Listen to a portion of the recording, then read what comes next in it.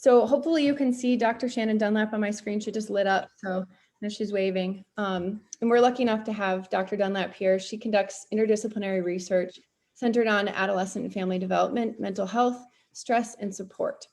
And Shannon earned her Master's of Social Work from USC, and she spent the 8 years prior to her doctoral training as a clinical social worker, working with children, families, and adolescents.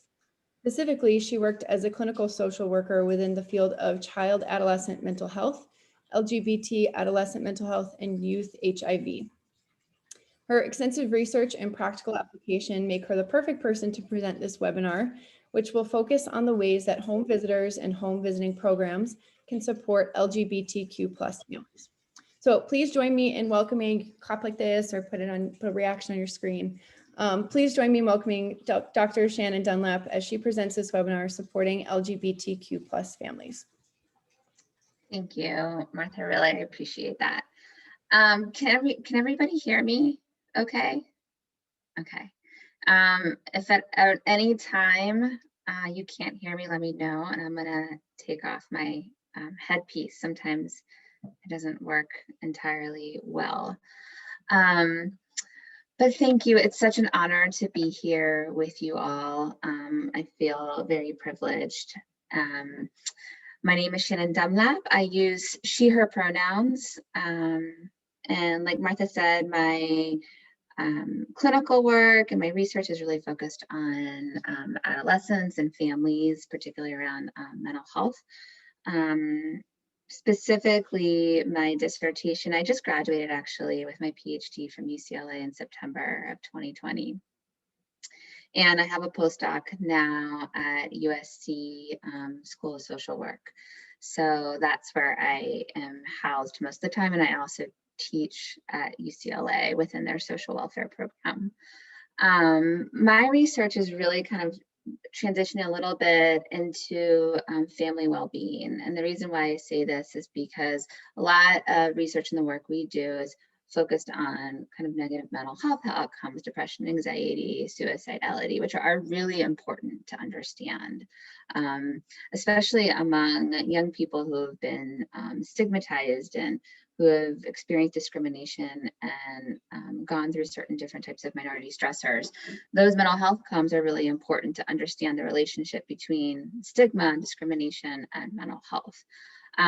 However, there's another side of that, and it's about support and it's about affirmation and what we can do to actually promote well-being and positive health and well-being outcomes among families. And so that's kind of where I'm starting to focus on more specifically is family support, and specifically with families with trans adolescents.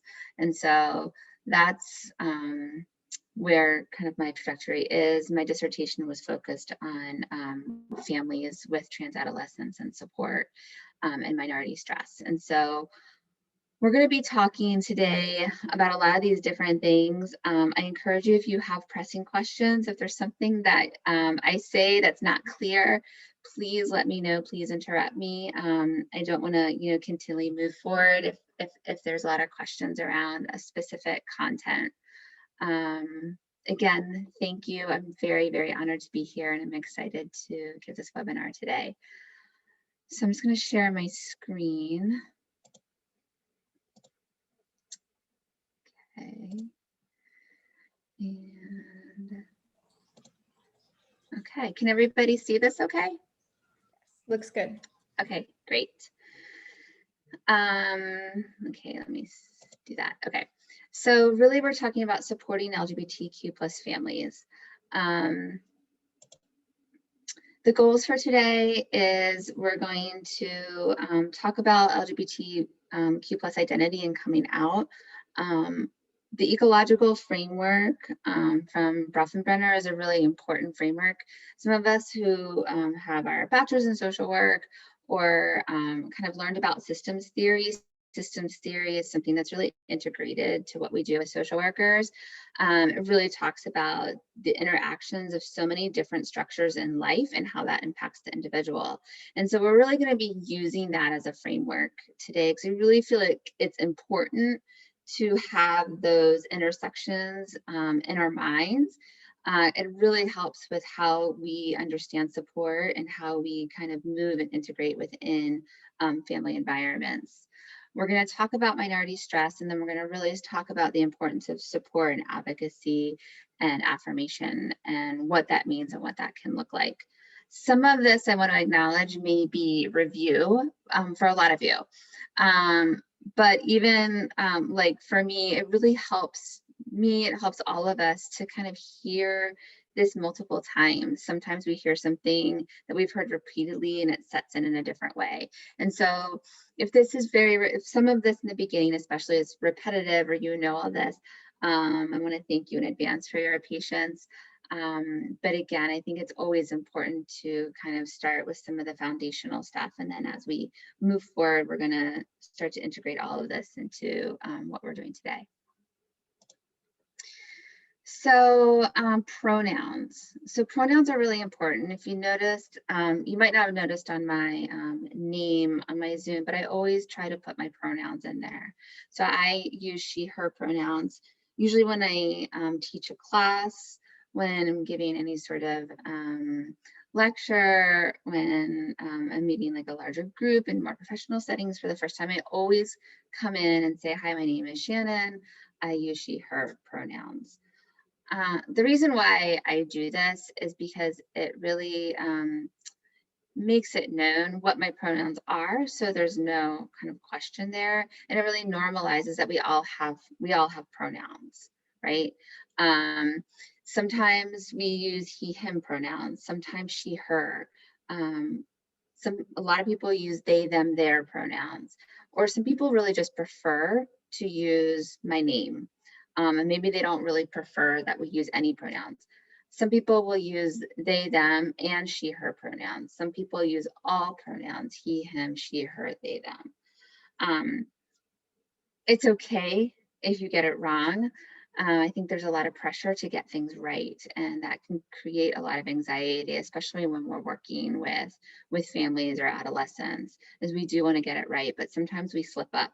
What's important is we don't make those slip ups persistent and consistent, because that's where more of that perceived stigma comes in, especially on behalf of our clients and the people that we serve. And so if we do mess up, if we accidentally say the wrong pronoun for somebody, then we say, oh, I'm sorry, I just said he, him, but really I know you use they, them. And then just move on. We don't want to make it too big of a deal of it. We don't want to belabor the issue, but it's okay to mess up. But we want to make sure that we apologize, we acknowledge it, we move on, and we try to keep those slip ups few and far between as much as we can, so they're not persistent. It's the persistent, consistent kind of misgendering that really can harm the people that we work with. Gender identity and sexual orientation, and we're going to talk a lot about this, but a gender identity is really a person's most inner concept of self. Some people use male, guy, man. Some people use female, woman, girl. Some are non-binary, so they don't really attach to either male or female or man or woman gender identities, but they're somewhere along the spectrum, somewhere in between. Sometimes for some people that's fluid, and some people will identify as agender, so they're not really attached to a solid gender identity in that way.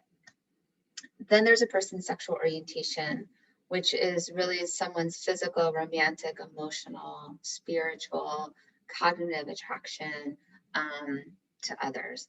And so while these two experience, and we all have a gender identity and a sexual orientation, and while for all of us, while this is intersecting at different points in our life, they're different. So someone's gender identity doesn't necessarily determine who they're attracted to, who they love.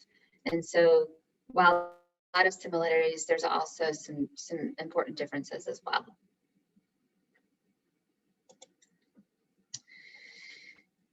So we often hear something like sex assigned at birth or what's used a little bit more now and coming into play in certain groups is designated sex at birth. So it's really refers to the sex that you're assigned at birth, oftentimes based on genitalia, based on our organs, based on assumptions about our chromosomes.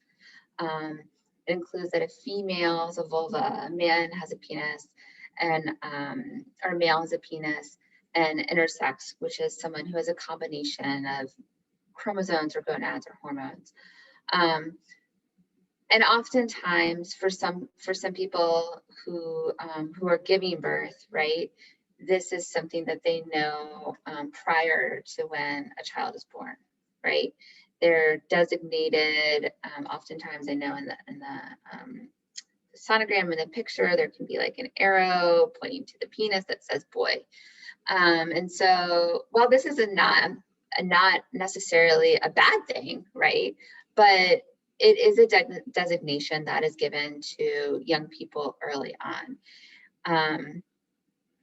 So if we can for a second, just think about all the different stereotypes, all the different assumptions that are made on a baby based on kind of these different types of, based on the sex assigned at birth. So if we could take a minute, think about some of these stereotypes, and maybe what I can ask you to do is just kind of, if you can unmute and just call them out. So sometimes for a baby girl, let's say, what are some of the assumptions that are placed on baby girls? What are some things that you hear?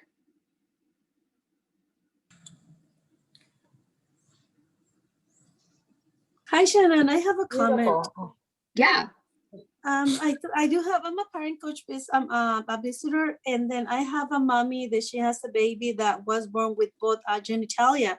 Right. So mommy has to, well, based on the doctors and the mom, they decide what gender the baby will be. So, but I was not sure sometimes how to put it in my notes. So, but now that I'm watching at this webinar, I can see that it's called intersex, when they decide what gender the baby's gonna be once the baby's born with both genitalia. Yeah, so oftentimes the decisions are made. That's an excellent question. I'm so happy you asked that. Thank you. A lot of times the decisions based on, if a baby is born who has a combination of chromosomes or gonads or hormones or sex organs or genitals, they would be considered intersex because they have this combination going on with them. What happens is oftentimes, like you said, parents and doctors kind of make a determination. They'll kind of identify a child as male or female based on whatever conversation they're having. It could be based on perceptions of their organs or their genitals. What can happen, and what often happens, is a lot of times that label that's given to a child who is intersex might not be something that that child feels as they grow up. So it might be, in some ways, the label that doesn't necessarily fit a young person as they grow up. As far as putting it in your charts, yes, and you're right. I mean, intersex is a good way to kind of talk about that and put that in a chart, because it's giving honor to the fact that this young person was born with a combination of these different types of either chromosomes or hormones or sex organs. What the label that they ultimately, that the parent and the physician kind of decide, you could probably, I don't know if there's a way in your form to put that next to it, or, it's always good to have an indication that yes, a child was born intersex.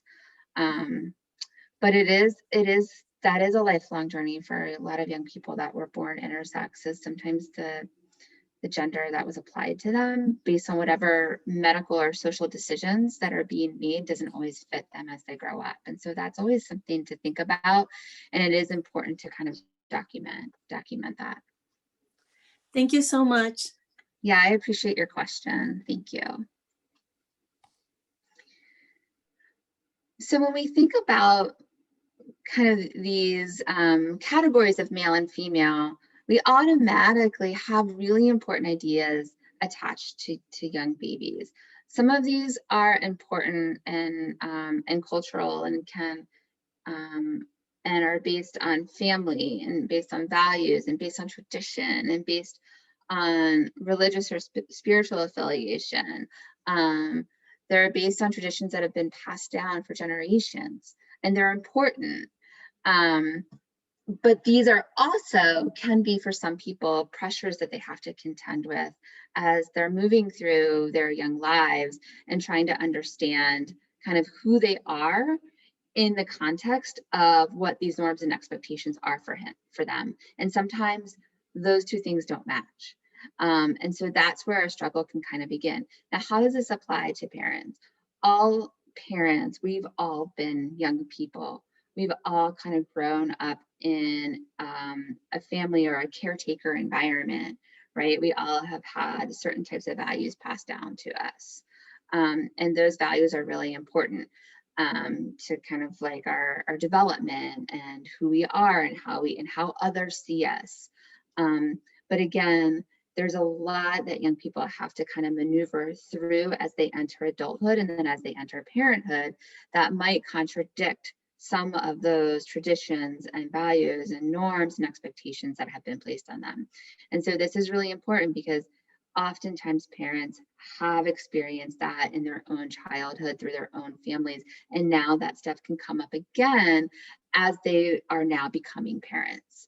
And so these are, and this is why I kind of really love to use a systems and ecological framework. And we're going to talk more about this throughout because it really does inform, you know, we're not just seeing, as we all know, a parent in a vacuum. A parent has had so many different life experiences. And today we talk about what those mean in the context of sexual orientation and gender identity.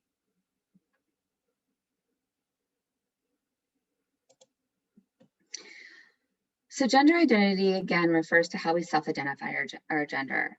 There's so many different gender identity labels that people use. Now, the gender identity labels that adolescents and younger people use tend to be a variety. Oftentimes as people get older and those identities become a little bit more salient and central to who they are, those identities tend to and can stick a bit more, but they don't have to. So some of those identities are transgender, which is basically an umbrella term. So basically what transgender is, it's just when someone's gender identity is just different than their assigned sex at birth. It used to be back in the day, we used in research and clinical care, they used the word opposite, but it's really not opposite. And it's really not the other gender, because as we know, there's many different formulations of identity and labels that constitute gender and what our gender is. And that's a personal experience and it can be very different for everyone. So transgender is just when someone's gender identity is different. It can be non-binary, it can be agender, it can be man, woman, it can be boy, girl. So it really kind of depends.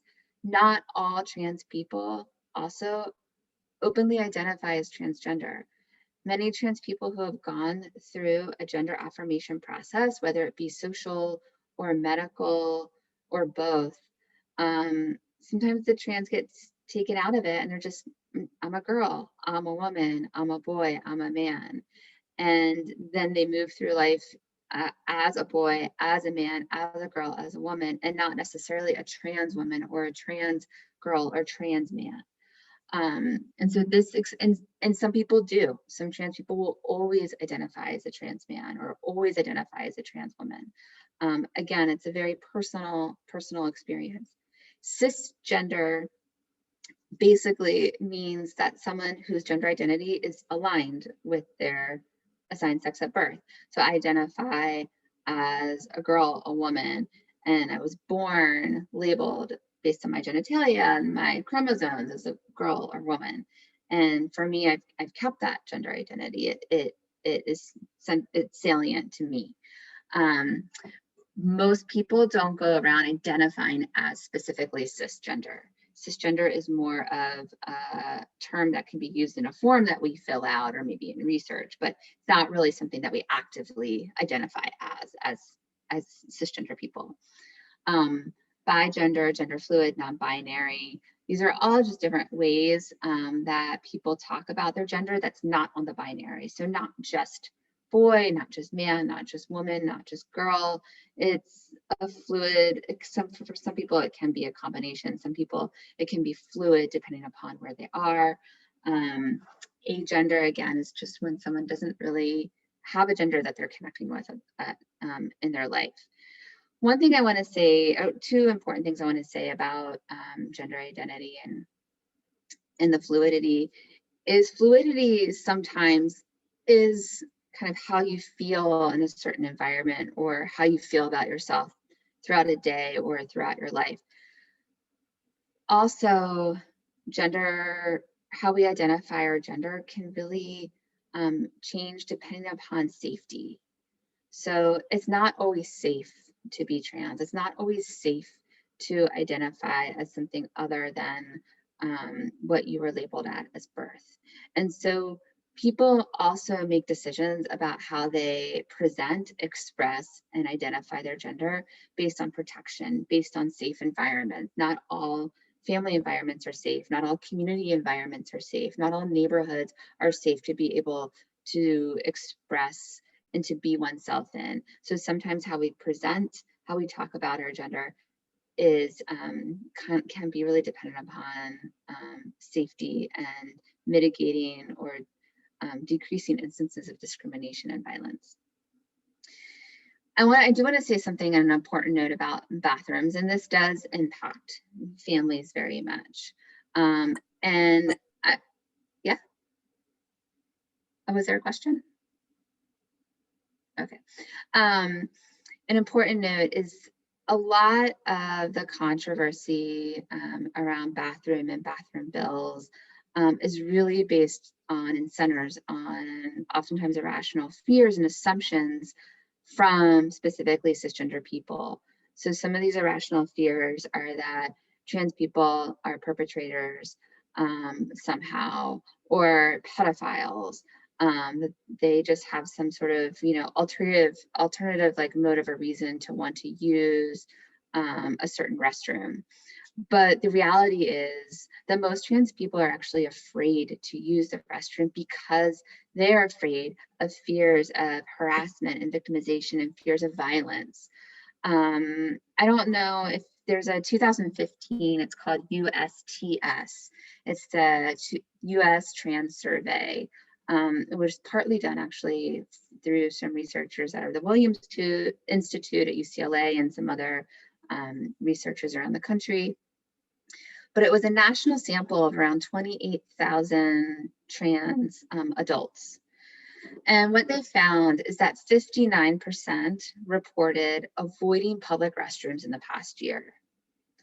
31% reported that they avoided eating or drinking, so they didn't need to use a public restroom. And 8% reported a UTI or a kidney infection from holding their bladders in the past year, strictly because of these fears of using the restroom and what would happen to them if they used the restroom that really corresponded with who they are and their gender. And so these are real experiences of trans people just by navigating a bathroom in a public space. And so as we think about, working with families with a trans parent, these are important experiences that most trans people have had in their lives. And now as parents, now navigating again these decisions around restrooms, but in a much different way because of a family composition and a child. Sexual orientation and sexuality, again, this is kind of how we feel our personal attractions to others based on emotional attraction, physical attraction, intellectual attraction. There's different identities: lesbian, gay, bisexual.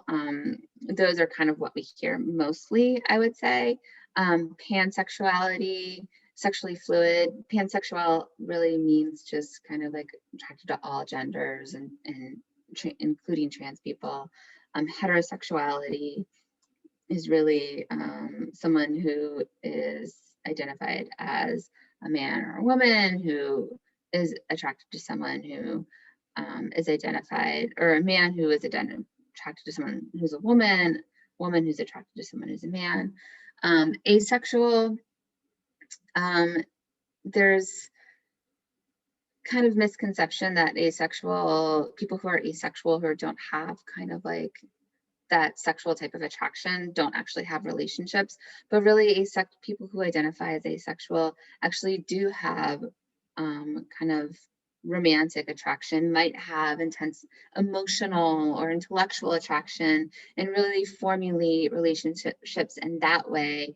It's not necessarily something that's attraction in a sexual way, but could be attraction in other ways.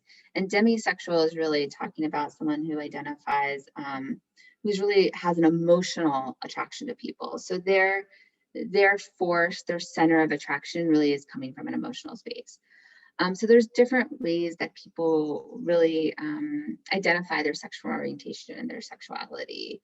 And we hear LGBTQ+, and often these are lumped into one kind of big category. It makes it easier for people, so we're not kind of like mislabeling, but really within those labels, within lesbian, gay, bisexual, transgender, there's a lot of really important differences within their experiences as well. So this is personal. We all have a designated, a sex designated to us at birth. We all have a sexual orientation. We all have a gender identity, and we all express our gender identity in different ways. We also all have a race and ethnicity. We all have culture. We all have a religious or spiritual understanding of ourselves and of the world. We all have a body, and our bodies have various abilities. So here I really want us to take a moment, and I'm just going to time it for about a minute. Really want us to take a moment and think for ourselves and for yourself about the intersection of all of these different identities. Understanding that some of these identities may be hidden from others, or maybe hidden in certain situations. Maybe some of these we're exploring even in adulthood, right? Adults can explore their sexual orientation. Adults can explore their gender identity.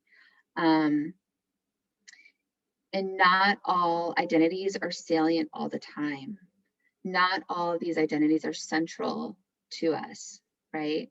And so if we can kind of think about the situations, the people, the context in which certain identities are more salient, certain identities are more hidden. And we're just going to take a minute just to think about that for a second.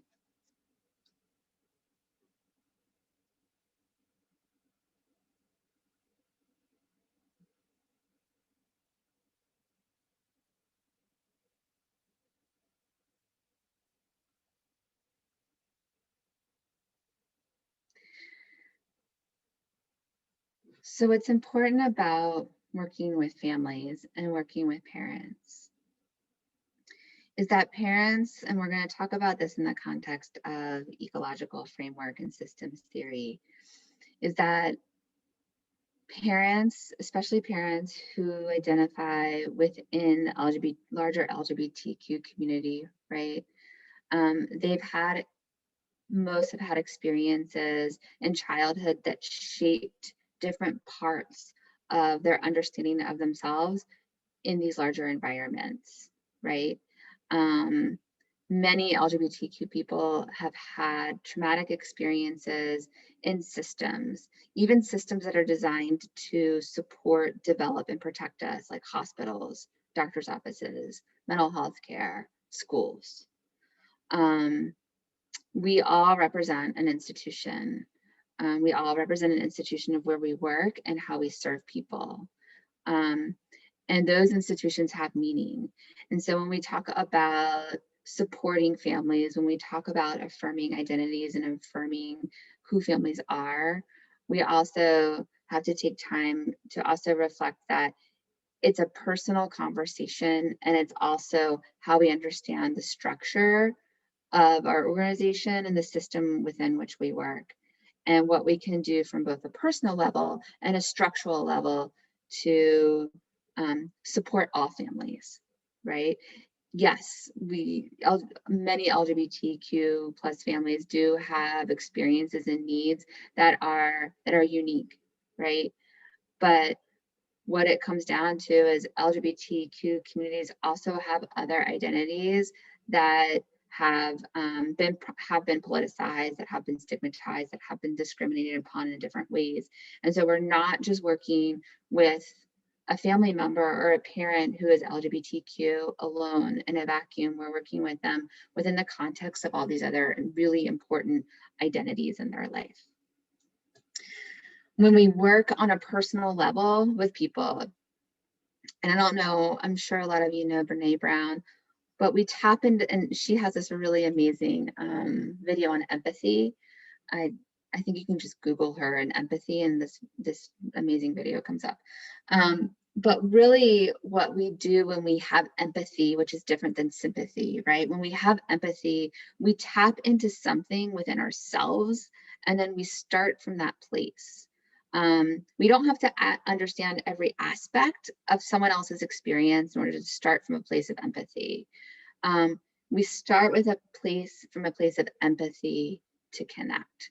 We start from a place within ourselves to really reach out and connect in a meaningful way to someone else. And that connection, I can't express enough. We talk about kind of like big interventions and what we can do, but that empathy, that connection is really sometimes the most important part of what we can do when we work within and on behalf of families and community.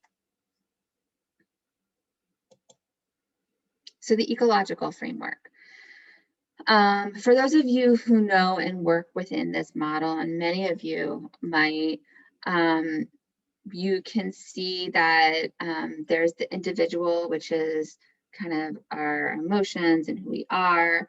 There's the microsystem, which family can include peers, can include teachers at school, can include co-workers. There's the mesosystem, which is really this interaction between microsystems. So it's how we might interact with mental health providers. It's how we might interact, you know, on the behalf of families, how we might interact with daycare settings, how we might interact with a healthcare provider. So all of these are these mesosystems, or really these interactions. How we interact maybe with other family members, maybe there's siblings, maybe there's a grandparent in the home who's an important force in the family's life. The exosystem is the neighbors, the services, social media, the content, either virtual or in person, that are structural, that we kind of impact, you know, our families' day-to-day lives. Then there's the macro system, which is larger society, which is a larger culture, or many cultures, right? We have a larger culture that probably represents what it is to live in the United States versus somewhere else, right? And there's a culture there in the United States, there's a culture there in a state, there's a culture there in a community, in a society. Then there's a chrono system, and the chrono system, I feel, is really important, especially when we're talking about LGBTQ community. The chrono system is really important because this is really the sociocultural, the historical changes that occur over the course of someone's life. So this is important, and this is going to lead into our next conversation around minority stress. Because for LGBTQ communities, most parents that you're working with grew up during Don't Ask, Don't Tell, which was, I think it was a Clinton policy where LGBT people could serve in the military, but you weren't allowed, like military people weren't allowed to ask them about their sexual identity, and they couldn't talk about it. So essentially they were forced, if they wanted to serve in the military, they were forced to hide who they were. They were forced not to talk about it, because if they did, they could get discharged. Then there was the Defense of Marriage Act, or DOMA, which really came into play, I think, also in the Clinton administration, where LGBT couples couldn't get married. And so most of the parents that are in their 20s or 30s, or you might even have some parents who are in their 40s, or grandparents that are in the home, really came and grew up, or at least heard about and understood these really important political, historical, and sociocultural policies that really shaped the larger acceptance and affirmation and cultural environment that LGBT people grew up in. And we're going to talk about this also in the next slide, which is about coming out. So these chrono systems, the macro system, it really kind of can apply to all areas of life and all of life's interactions. We will kind of talk about this within the context of the remaining slides, but really society and culture. You might have a society where someone had grown up, or a community where a parent had grown up and was very influential in their life, whether they grew up in a particular religious community or a certain cultural climate or local climate. These really influence so many aspects of life of a young person that's now growing up into parenthood. Maybe there's parents who couldn't serve in the military, or chose not to serve in the military, or chose not to come out because of certain types of climates that they were exposed to where it felt unsafe. Part of what we do now to work with families is to change that narrative and to understand how these systems actually work together to influence parenting, to influence young parents meaning parents who are maybe first-time parents or who have young children in the house, and what we can do to kind of interact and understand those systems really helps how we interact with people, because we're coming into their world, into their environment, understanding and having that empathy that all of these different systems have impacted their life in certain ways. We're in a little bit of a different place right now with Defensive Marriage Act and Don't Ask, Don't Tell, but there's still different types of political and cultural climates that impact their day-to-day lives. And so how we provide support really acknowledges that and takes that into consideration. So the coming out process. So there's many different roads to LGBT identity and to coming out. The thing that's really important about coming out is it's never one and done. It is a process. It's not always safe, and it does look and feel different for everyone.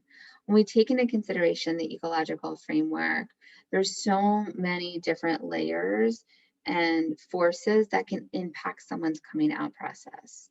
So what's important about working with families in particular is even if we come in contact with a family who appears to be a heterosexual family, a female or a woman who's a mom, a male who's a dad, or a man who's a dad, it doesn't necessarily mean that in their own lives that they identify as heterosexual.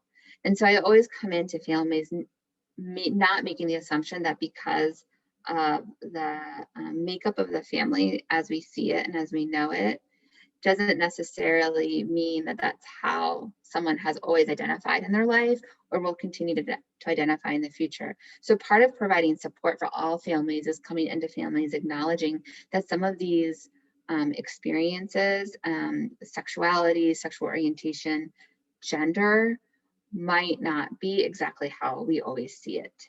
And that's okay. And it's how we kind of enter space and create a culture within an organization or environment of supporting all families and understanding that we leave a dialogue open to understand that these processes may change, or they may have had forces in their life that are really influencing their parenting in really important ways. All of these different systems for parents, a lot of parents might have come out later in life, right? Because of the environments that they lived in, because of different types of family support or lack thereof, might not have had an opportunity to come out when they were teenagers, when they were 20, when they were young children. And so this process might still be new to them. And so carrying still a lot of the weight of all the barriers to their own disclosure and coming out process. When a family who is parents who are LGBTQ, when we talk about that this is a process, their coming out happens within pediatric offices that they negotiate with for the first time, within medical environments, within schools, meeting different families that of their kids throughout their life. This is something that is sometimes really easy and simple, and families feel affirmed right away. But then there's other instances where that's not the case. And so what can we do to really support families and children as they're navigating these situations for the rest of their lives, essentially? And some of that is what we can do now. And the beauty of your job in starting early with these families is creating a space where you yourself can create that supportive environment, can have these conversations with family, can listen with family about what these concerns might be for them. These aren't the same concerns. Not every LGBTQ family is going to have the same types of concerns, but some will. And so when we're talking about this, it's always important to know that that coming out process is going to be a lifelong journey for them in the context of their own world and in the context of the worlds of their children. And again, it can look very beautiful and it can be very supportive. And that's what we want it to be moving forward. But it's always important to acknowledge that it isn't always that way. Minority stress are specific stressors that are related to LGBTQ stigma. So these can include violence and victimization across the lifespan based on and targeting LGBTQ identity and expression, experiences of discrimination and stigma and rejection.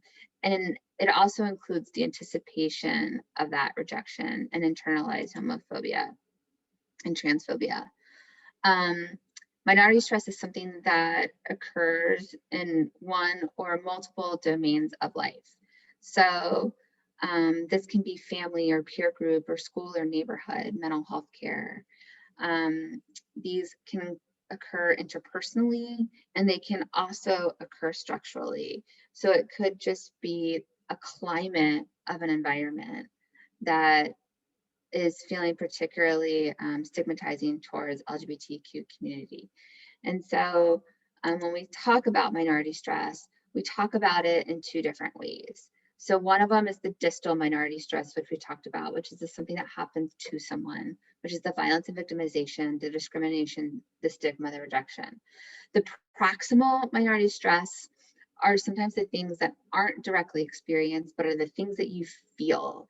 And this is really important because the distal minority stressors that many LGBTQ people have felt at different points in their life come out again, and how we anticipate certain types of discrimination or stigma and rejection within certain relationships or in certain settings or within certain systems of care based on what has either happened to us or what we know has happened to other people in our lives.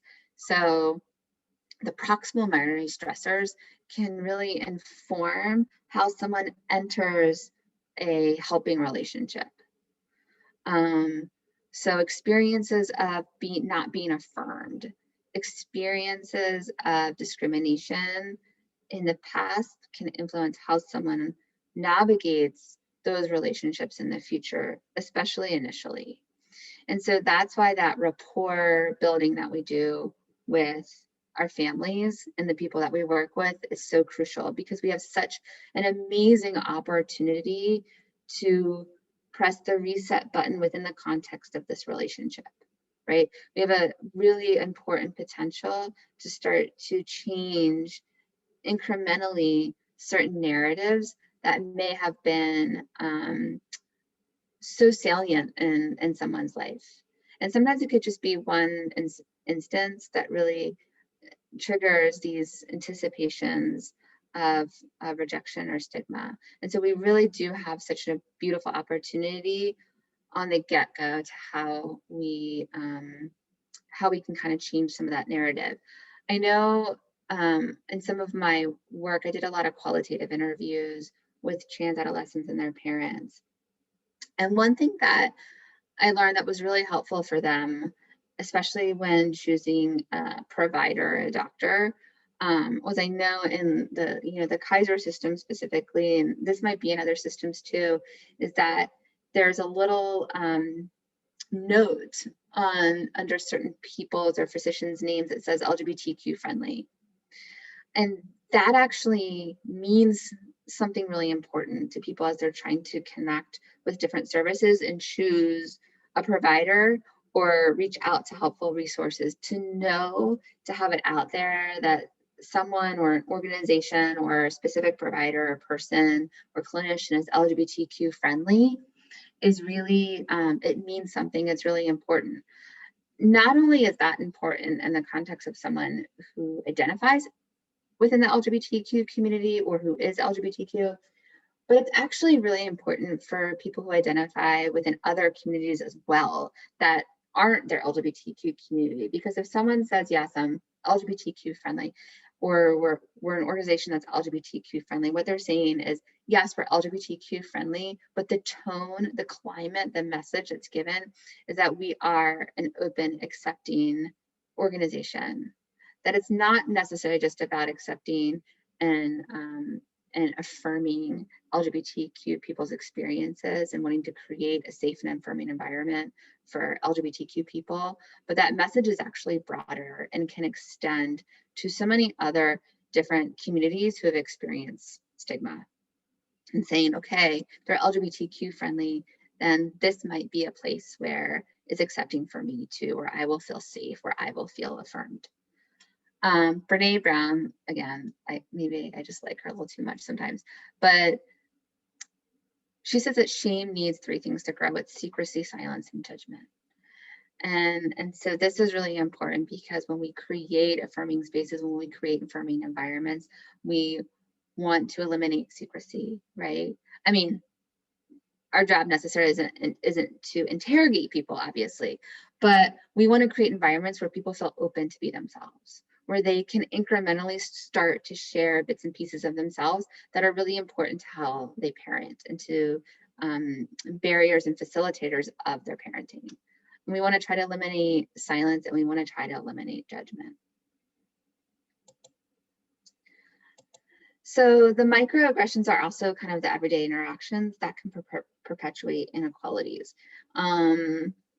These can even include instances of implicit bias. And I know implicit bias has been is now kind of politicized in our environment, in our kind of larger social climate. But implicit bias are those biases that we may have or grew up with that we're not necessarily entirely cognizant of in the moment, but that do come out in how we interact with people.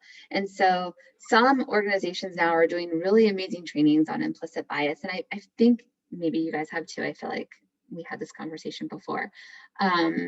But those trainings are so important because the more we can reflect, and we talked about in the beginning of developing empathy and entering relationships with empathy, part of that reflection of ourselves is to also reflect upon our own types of biases that we want to try to prevent from interfering in the relationships. And it's not just a personal implicit bias, it's also a structural implicit bias, right? How we develop our assessment materials, how we reach out to different communities to try to include and open the doors and advertise ourselves as someone who is who wants to serve and affirm and create space and a safe environment for LGBTQ families. And so implicit bias can serve to create a barrier, but being aware of that and trying to honor those biases and address those biases then creates a structural organization that also tries to mitigate the barriers that those biases can create to create an overall supportive environment. Oopsies. Okay. So where this is important for parents, and I'm guessing your work with parents, is someone who hasn't actually experienced a lot of stress or discrimination or stigma in their life. Their vulnerability to stressors as they come up are lower. And so because their baseline vulnerability is low, because they haven't experienced a lot of different microaggressions maybe, or maybe experienced a lot of different larger types of stigma and discrimination, their baseline vulnerability is low. And so when LGBTQ families have babies or have young children in their life, when they become parents, that process before becoming a parent can be stressful. It can take a long time. There's a different type of intentionality oftentimes that comes with preparing and planning for a family. In addition to some of the stressors and stigma that LGBT communities face within their own family environments, within their own cultural and neighborhood environments, community environments.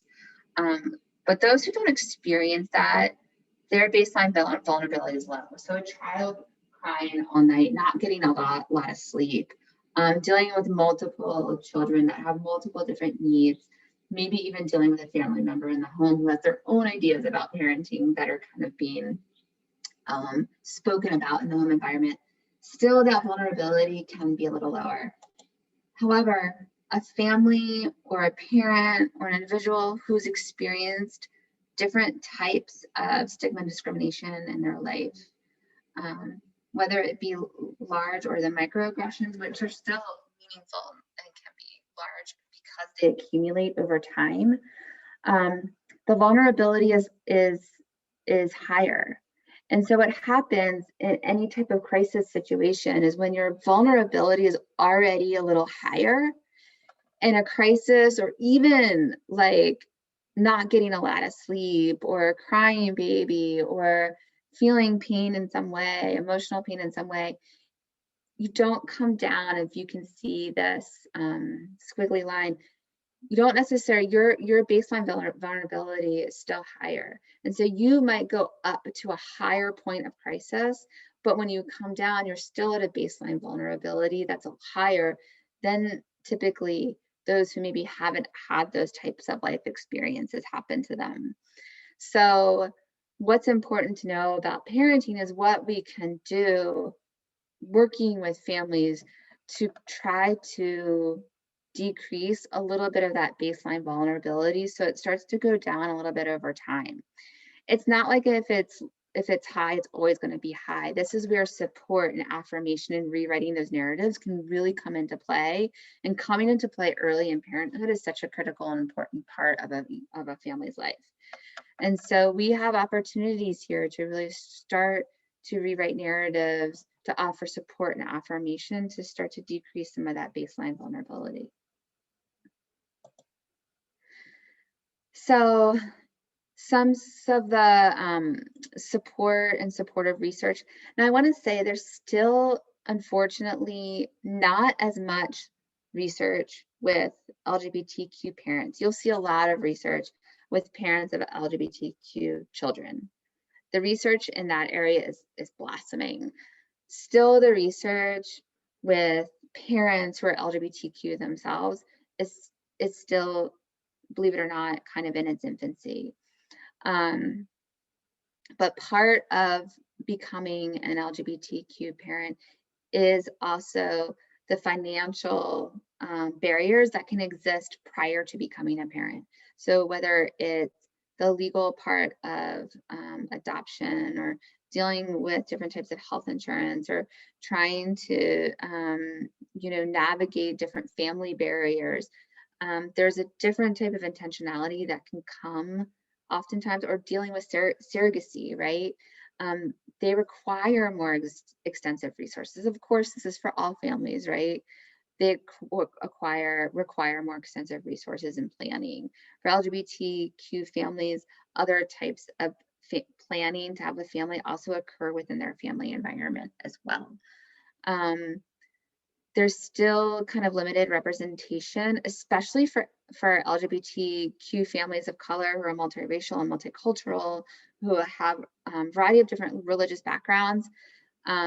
There's still very few representation within books and games and toys. The familyequality.org actually has two really cool sites that are posted here.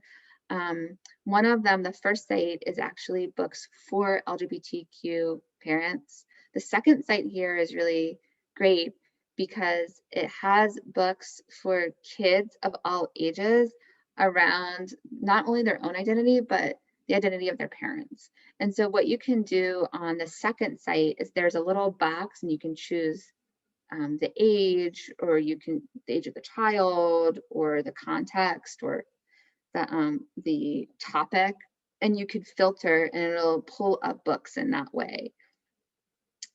So I have that site here and I have it at the end too, but familyequality.org is a really good resource of books, which, as you know, the majority of our books demonstrate and show white children. They show white families.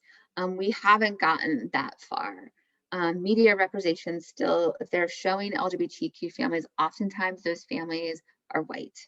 And so young children and parents still to this day don't have narratives of Latinx LGBTQ families, of Black LGBTQ families, of Asian LGBTQ families, of multiracial LGBTQ families. And so there's a lot of need, I think, in the community for books and for representation. And when we look at the ecological framework and that kind of more exo and macro type of system, we need some more support in that area too. And so that's actually a really good, it seems so simple, but it's such an important way that organizations can demonstrate affirmation, is saying, hey, like, here are some books, here are some really important resources. These are great books that we can share with you. These are some great games and toys that we can share with you that actually represent all different types of families and family compositions.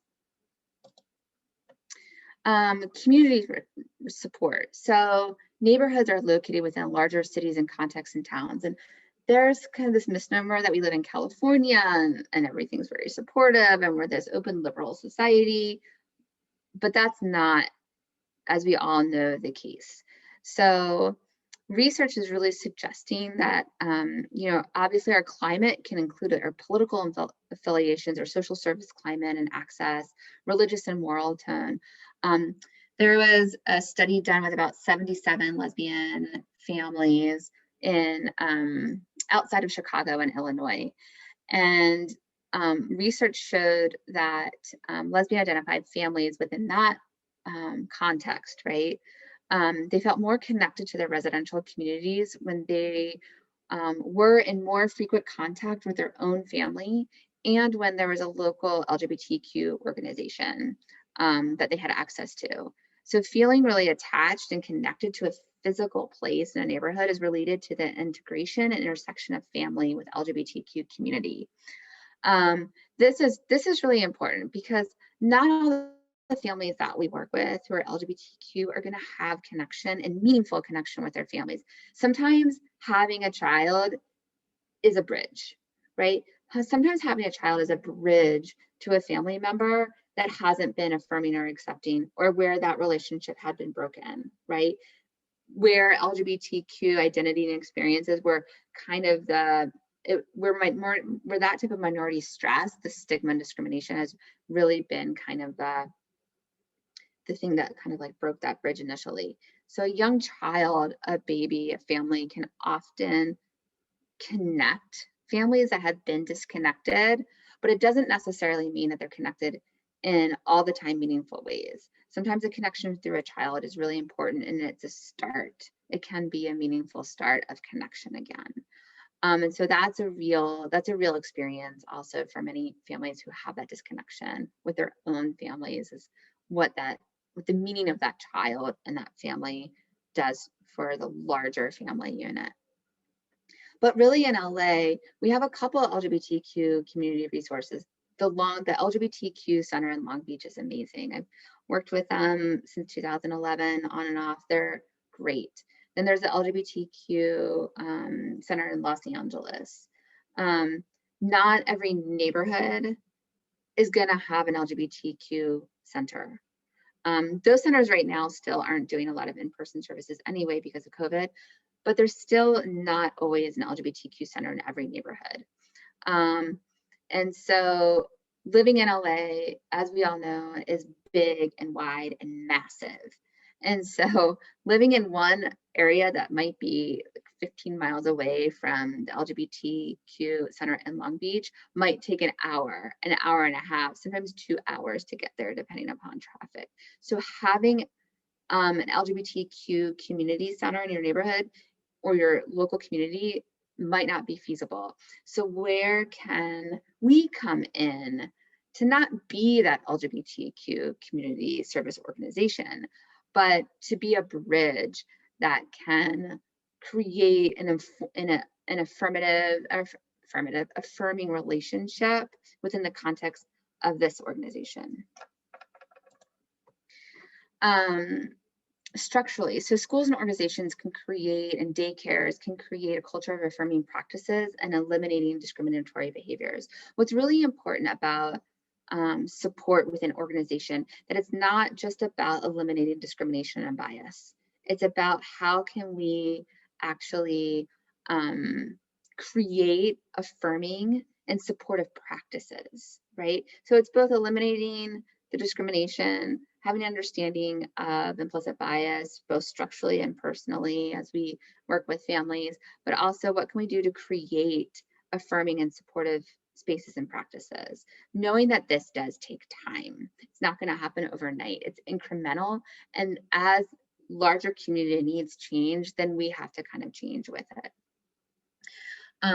So what's really helpful and supportive to know, and really where I think we can really place so much of our effort, is in support, is in affirmation, is in validation, is in how we kind of have conversations and can be a bridge that connects our families with other types of supportive services that have other types of resources for LGBTQ families. But what's really important is that previous research does indicate that higher family support has been associated with lower discrimination and rejection sensitivity. So we talk about those proximal minority stressors, the discrimination sensitivity, the rejection sensitivity, meaning the anticipation of discrimination and rejection and how it lands on us. That type of support has been associated to lower those types of sensitivities and also decrease depressive symptoms. And also in the lives of young children, parent acceptance and support serves as a buffer against depressive symptoms within the context of minority stress. So how we can translate that to an organizational structure is that, yes, LGBTQ parents have experienced discrimination and rejection in their lives, but what we can do as an organization, as a provider, is to provide that support to buffer some of those some of the proximal stress, so some of the anticipation, how that discrimination lands, the rejection sensitivity, the hope, building relationships. That support is actually proven to be so incredibly helpful. And so part of what we do is we debunk stereotypes. So part of how we help individuals cope is we do our work to try to mitigate internalized barriers to developing relationships, right, and connections, debunking stereotypes about the self. It's a process of how people are able to rewrite their narratives of stigma for the self, and that's where that supportive relationship can really help, both from a personal and from an institutional perspective. I knew I was going to like go over. Okay, I don't have that many more slides. So safe zone. I don't know how many people have seen the safe zone stickers. Becoming an ally and having a safe zone is a process, and it's okay if it's a slow process, as long as it's an intentional process. Intentionality can be slow, and that's okay. And being an ally is an action, for sure. It's what we do. However, the little things that we can do are so important. On Zoom, using your pronouns. On Zoom, maybe having a pin on your shirt that says safe zone. I am an ally. These things are important, even though being an ally is way more than self-identifying as an ally. It is an action, but self-identifying as an ally, having an organization that is considered a safe zone, having a human being that's considered a safe zone is such an important message. Having the rainbow or even the trans flag, which I can actually share with you, it's a different flag, it has blue and pink in it. But those are so important because it's a common message, it's a common representation of acceptance and of affirmation of safety. So again, an ally is a person that really does work towards inclusion and safety and respect from anyone who is different than they are. So what now? So this is part where we can kind of have a conversation if we have time. We have about 10 minutes about what we can do now. So some of those things involve, and I'm unfamiliar with the exact practices of your specific organization, but sometimes those things can include needs assessment. So how do we assess needs either on a form or in person of families and also parent coaches? What are the needs that you guys have in order to, I know you're addressing some of the needs by trainings, but what are some other needs that you might have that would be really helpful to your work, right? What ways can you involve LGBTQ parents in the development of programs for other LGBTQ parents, right? Some of the most important, when I met with trans families, with parents of trans kids, the most, hands down, for so many of these families, the most important thing in their life was connecting with other parents who had kids who were also transgender or non-binary. That connection to other parents who had a similar and shared experience was so incredibly meaningful. I can't emphasize that enough. And so connecting parents with other parents, whether it be through transforming families or whether it be through organizations like PFLAG, that in itself is is incredibly important. And so parents that can really meet, because oftentimes in communities, some LGBT parents might be the only ones in their school. They might be the only ones in their neighborhood. They most definitely might be the only ones in their family. And so oftentimes they've navigated these spaces where there were few or not, or they were the only ones. So connecting with other family members who have had similar and shared experiences can be quite vital. And so that's something that we can always do too. We can't do it all. And so connecting to other parents is one of those crucial things that we can do. Here are some of the main resources. The Family Acceptance Project is a research project that's been going on for a long time, based out of San Francisco. And they have a lot of they have some really great research on the importance of support and acceptance. GLAAD organizations, they have tons of resources on their websites. PFLAG, there's actually more, I think, local PFLAG organizations than there are necessarily LGBTQ centers. And Family Equality and ACLU, LGBT parenting information, are also really important resources to have. That are really, these are kind of really reputable Some are local, some are more national. But that is it. We have about 15 minutes if anybody has any questions. I know that was a lot of information. But if anybody has any questions about some of the content or any questions about other ideas about what to do and how to provide support, we can talk about that.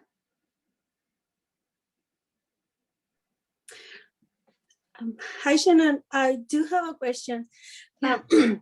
What is the, after listening to all the resources, tools, and ways that we can support our community in a better way, what is the word, I don't know how to put it in words.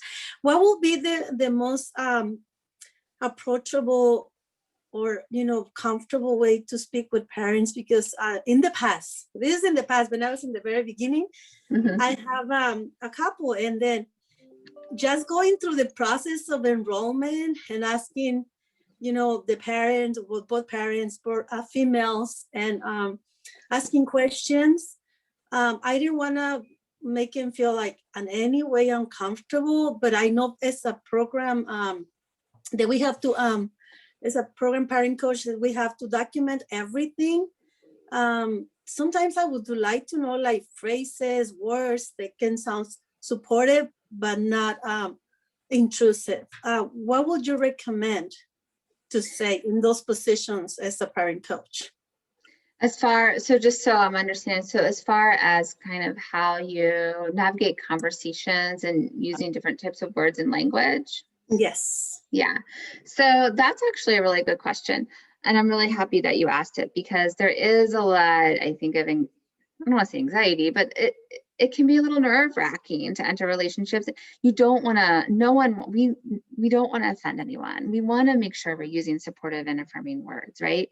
And yes, I think, first of all, the fact that you're even asking this, I'm like almost 110% sure that you're entering these relationships probably better than most people in this world, right? For sure. But I think, because there's such a variety, it's okay to ask. I think there was a question that I saw come up around chest feeding or breastfeeding. So kind of when I enter certain situations, what I typically do, and I haven't had to ask about chest feeding or breastfeeding, but what I would say is, when you're trying to understand the words that people use, let's say, sometimes people use chest feeding, sometimes people use breastfeeding to describe how they feed their child, sometimes people use bottle feeding. What words do you use to describe how you feed your child, so that I know, so I can use those same words too?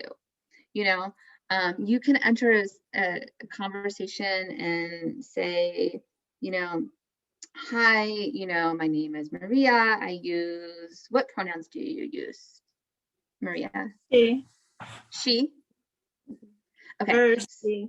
Okay. So you can say, my name is Maria. I use she, her pronouns. What pronouns would you like me to use for you? Some people use, like what I actually do in a classroom setting, because I'm working with young people, I'll say, what pronouns would you like me to use for you today? Because I tend to work more with young people who some their pronouns are not fluid, and they are what they are for them. Other young people, their pronouns might be fluid, and so I'll always say today. You know what I mean? What's really important about your question is that, and what happens a lot, I think, with a lot of people, is that we're asking them, we don't want to ask them to speak for the entire LGBTQ community, because every family is different. So we ask them to speak for themselves, right? So I always say, what do you use? Now, as far as sexual orientation, sexual identity, it depends why we're asking, right? We never want to ask because we're curious about something or because we just want to know. Like, does knowing how they identify, does that actually inform the work and their parenting and what we do for them, right? And so those are some questions we need to ask ourselves, is why we're asking certain questions and how does that impact the work that we do? Because we want the questions that we ask to actually have a meaning to the relationship. We want it to have a meaning to the work that we do and the services that we're providing. And so that's a really important part too, is even if we might suspect that someone might be gay, we might suspect that someone is bi, we might suspect that someone is trans, but at the end of the day, what we want to do is create a space where if they want to share a part of their life with us like that, that they know that they can, that they know that we will be open and support them and affirm them for who they are. And so those are the most important things, I would say, as far as takeaways.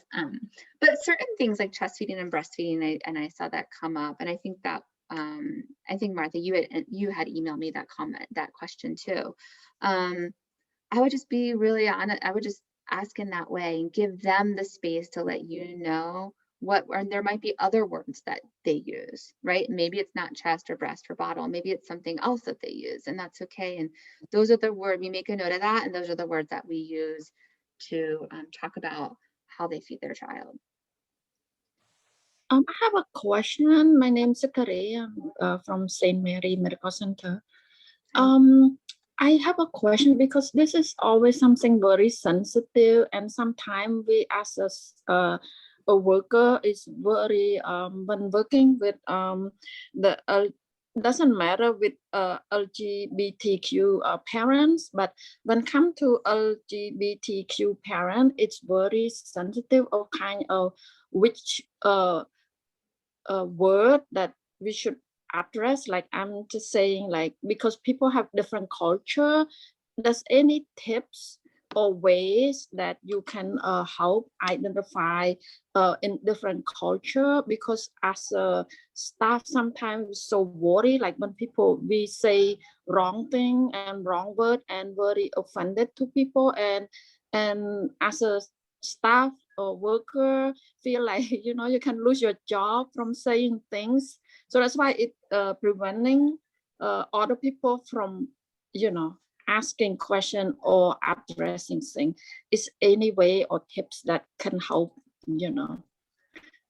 workers without get any complaint from parents when we ask question? Yeah, so just so I'm understanding the question, so it's more about like is it more about how you would understand someone's different kind of culture, okay. and what kind of question should we ask without get ourselves in trouble or losing our job if people complaining about us? Got it. Okay, I totally get that. Thank you for your question, really. So I don't know, maybe it would be helpful to understand a little bit about, if you enter a space, if there's a form that people fill out in the beginning, or how that kind of initial contact happens, because for so many different organizations, it's very different. Forms can be different, or if that's more of an interpersonal type of assessment. So maybe that would help with the conversation a little bit. But what I can say is that when I worked at a DMH-funded county mental health clinic in Torrance for children, adolescents, and families for a little bit. And one thing, and I started doing it there, and I've just done it, my whole life when working with families and young people, is I'll come in and there's always a form that we fill out, like, what's your gender? In a mental health context, there's always like, what's your sexual orientation, blah, blah, blah, blah. So what I would always say is start off a conversation, and this is kind of how I just always decided to do it. It's like, I don't like to make assumptions about anybody. And so we have this form that we have to fill out, but I want you to know that this is a safe space. And so I'm not going to make assumptions about how anyone identifies based on how they look or how they're presenting today. And so I'm going to ask you questions, and please feel free to let me know the words and how you describe yourself and the words that you use to describe yourself. And so I'll say, you know, sometimes I've had different instances where it's like, okay, so what words do you use to describe your gender? Some people use boys, some people use girls, some people use trans boy, trans girl, some people say non-binary. What words do you use to describe your gender? And sometimes I've had people like, well, what do you mean? Look at me. And then I've had other people that are like, wow, I really appreciate you asking. And actually, and I had a student once come up to me after class when I started off with pronouns, and we went around and shared pronouns, and he came up to me 4 days later, and they were like, you know what? He was like, I right now identify as he, but I've been really thinking about using he and they pronouns. So I really appreciate you asking, because I've been thinking about this. And, you know, we had a conversation about it after class. And I think entering a space where you're asking people to let you know, as opposed to having them checked off fixed boxes, or by saying, you know, girl or boy, man or woman, I would just have conversations in the beginning that say some people identify their gender like this, some people identify like this, and really give them the space to be able to tell you what that means for them. And that might not always occur in that moment, right? It might be a few days later, it might be a few weeks later, it might be a couple of months later where they come to you and be like, actually. And that's the power of the relationship, is because people who have had experiences with stigma and discrimination, there are barriers put up right away, as they should be, because they want to stay safe, right? They don't want to be interrogated. They want to be affirmed. Everyone, we all want to be affirmed in who we are. We don't want to be judged. And so that type of relationship building can take time. And so the more we can, in our assessment tools and our conversations, just be open to allowing them to slowly let us know what that is really like for them, the better. Maybe what they put down in a form might be really different than really what has gone on in their life and who they are and how they identify. But even what they put down in a form, we still want to keep this open dialogue and open space so that they can come to us, and so that we're safe people. If we don't know what words to use, the best approach is to ask. The best approach is to always just ask. People really appreciate, everyone appreciates when someone asks them the words that they use, how they identify, what their culture means to them, how they identify different aspects of their culture, and race and ethnicity and religiosity. I don't know if that helps. I think it's helpful to understand maybe what that relationship setup looks like first, you know, and if there's forms and what those forms look like, I think then we can have a much kind of clearer conversation about that. But I really appreciate the question, because I think it's important. But it's always important to understand actually what is happening and what the protocol looks like, so that we can start to talk about that as well. Thank you, because like sometimes, you know, I always feel like, oh, what can I say? I might lose my job if I say something wrong. Thank you so much. Appreciate it. Yeah, you're welcome. Thank you so much as you're expanding our knowledge. I think it will expand further than this as well in the system, because in the system, obviously it does ask like father of the baby, it also says mother of baby. So, and now with the intersex probably can be added to the system. And I think this is a way of growing in the field and adding new words or new formats that can be helpful to us as home visitors as well. Yeah, So definitely. thank you. Yes, thank you. Can I ask you something? Yes. It might be too early to have enough data on what do we need to know more of as providers in terms of the support that the parents need, whether it's a gay couple, bisexual couple, whatever family, how they identify themselves. But is there data in terms of the support that they need from the parenting standpoint? For example, because we work with clients who are, and this is very new to us, to work with same-sex couples, and we see the number increasing, but is there enough data or somewhere where because I was looking at the websites that you were sharing at the same time. I said, "Oh, this is interesting, but I don't see any data that tells us what kind of support do they need from us, because Yeah. we know our stuff, we Yeah. know our education piece that comes with the service that we provide, but in terms of what do the couples say about it? Because Yeah. we don't want them to feel isolated. We don't want them to feel singled out, or we don't want them to feel different than any other parent. Yeah, And exactly. but is there any data that supports what kind of support they need from us, that they feel they don't get? Because we're still very early into providing these kind of services and starting to adopt and accept. As a society, we still have a lot of awareness to grow into. Yeah. But it will be interesting to know what can we do more of, or Yeah. to provide the support that these parents need. Yeah. I think you hit on, thank you for the question. And I really think you hit on a couple really important points.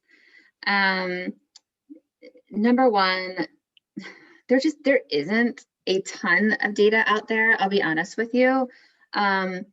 However, and I think partially that's because every service provider in every community is very different, right? And so some part of the services and the support that we provide is going to be centered on the community that they have access to. It'll be surrounded around, it'll be involved, I mean, community climate will be a large part of that.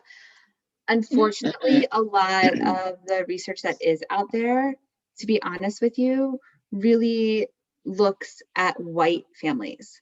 There isn't especially a lot of research on, on Black lesbian families. There isn't a lot of research on Asian gay families. There just isn't. And so unfortunately, I think where the amazing opportunity lies is understanding your organization and the communities that you serve, right? Either as a whole, because I think all of you are kind of spread out in different organizations, different kind of like micro organizations and in communities and neighborhoods, right? But you're also a collective that you're working together at the same time. And so part of that is, what does your organization do as far as understanding what those needs are collectively? And then how do those needs change on a more micro type of level, right? Given that we're in, the state of California, and, Los Angeles area, stuff like that, that I think is where there's a lot of opportunity, is because there still is kind of limited research on that, is what can we do to create more of a needs assessment so that we understand from the voices of those that we serve what would be helpful, and collect that both as a larger organization and also these kind of micro organizations that you're working within. I think that can be the start of creating change and support and affirmation that is broad enough and also really meaningful for the people that you serve. And that's going to take a little bit of time. I would say until that happens, some of these organizations that are actually out there that might be really helpful to connect with are places like PFLAG, are places like the LGBTQ Center in Long Beach and the LGBTQ Center in LA, who do already work with parents and families who might be able to point you in a direction as far as what they're already doing and what research they're tapping into and what that support looks like. And so I think some of it could be relying on these different kind of local organizations, and then how you take that and creating a needs assessment for your larger and then smaller type of microorganizations would be really, really helpful, because we need more research out there, right? Yes. And it's still, you know, more of this, there's a lot of research on what kind of like the meaning of support and what that looks like.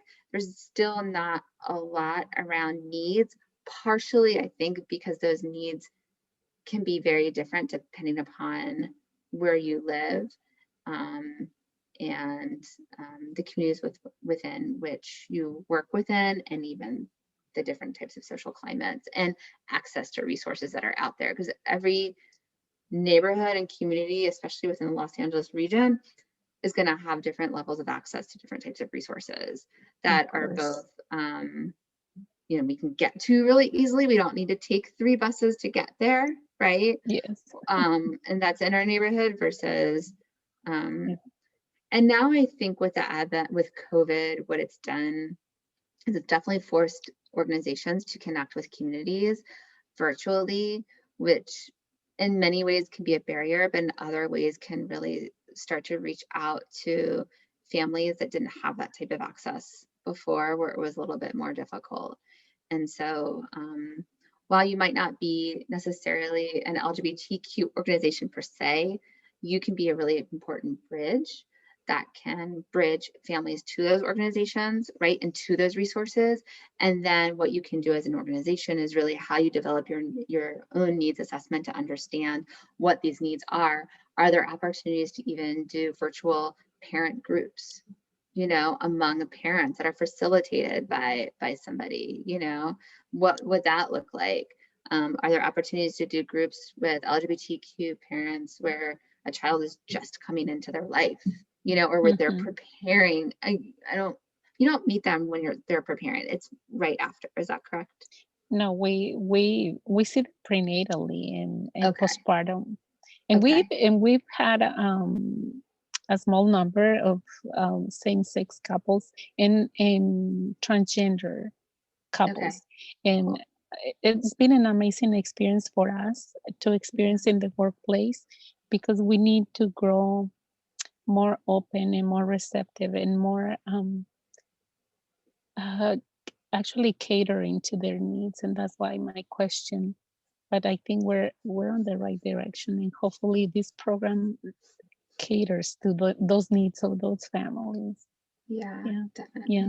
And I think one important thing too, and I saw this come up in the chat, is really important, is that the needs of LGBTQ families might not be that different than the needs of families who don't identify as LGBTQ, right? But we don't know that. And some might have different needs, right? And some might not. But I can see the challenges especially with the transgender. There's some challenges that we're still trying to learn. Yeah. But as long as we get more couples that are more open to our service, and I don't think a lot of them know about this program, but they should definitely benefit so much from this and the support that they can get, especially with the transgender, and when they want to include the breastfeeding, and the support is tremendously helpful. Yeah, I agree. And these are really important points that you're making. And, you know, especially when it comes to outreach and what that looks like.